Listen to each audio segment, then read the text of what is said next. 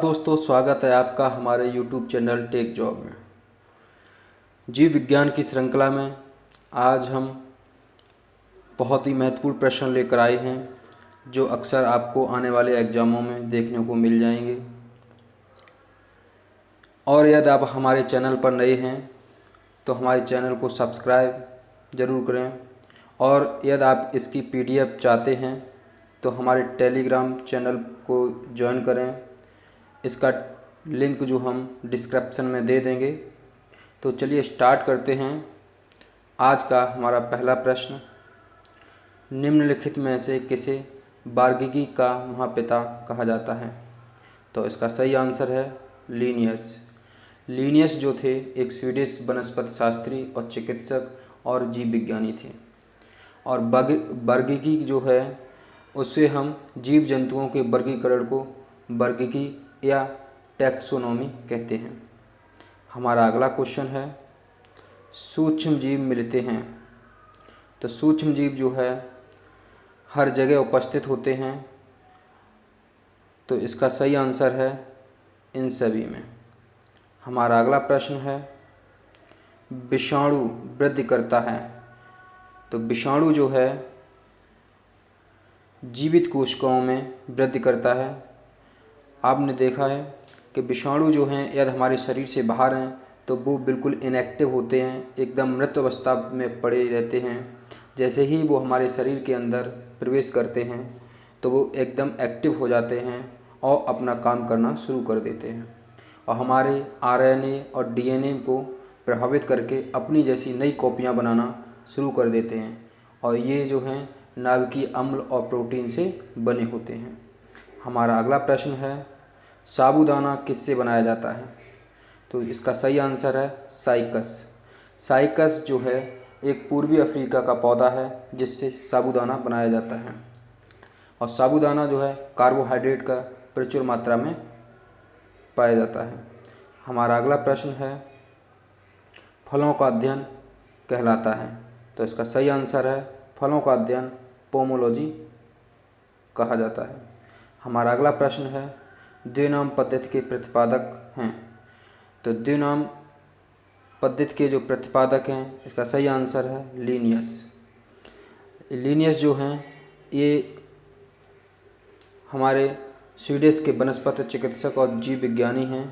इनके अनुसार प्रत्येक जीव जंतु जो है के नाम के 2 अंग होते हैं, जिसमें पहला जो होता है वंश जिसे जीन्स कहते हैं और दूसरा जो है जात स्पीसीज की पहचान रखते हैं। हमारा अगला प्रश्न है, जीवाणु की खोज सर्वप्रथम किसने की? तो इसका सही आंसर है जीवाणु की जो खोज है ल्यूवेनहॉक ने की। ल्यूवेन जो हॉक हैं ये डच के एक वैज्ञानिक थे। हमारा अगला प्रश्न है, जिन पौधों पर बीज बनते हैं किंतु पुष्प नहीं लगते इन्हें कहलाते हैं? तो जो उनमें बीज तो बनते हैं पर पुष्प नहीं लगते और फल नहीं आते हैं तो उन्हें अनावृत बीजी कहते हैं और इसको जिम्नोस्पर्म भी कहते हैं। हमारा अगला प्रश्न है, जीवाणुओं की साधारण आकृति क्या होती है? जो हमारे जीवाणु होते हैं उनकी जो साधारण आकृति होती है वो छड़ रूपी होते हैं, मतलब एक सीधी छड़ की रूप तरह से होते हैं। हमारा अगला प्रश्न है, जो जीवाणु आकार में सबसे छोटे होते हैं वह कहलाते हैं? जो जीवाणु आकार में बहुत ही सूक्ष्म होते हैं उनको हम गोलाणु कहते हैं। हमारा अगला प्रश्न है, निम्नलिखित में से कौन सा रोग बैक्टीरिया से होता है? तो इनमें से जो बैक्टीरिया से रोग होने वाला है वो है तपेदिक।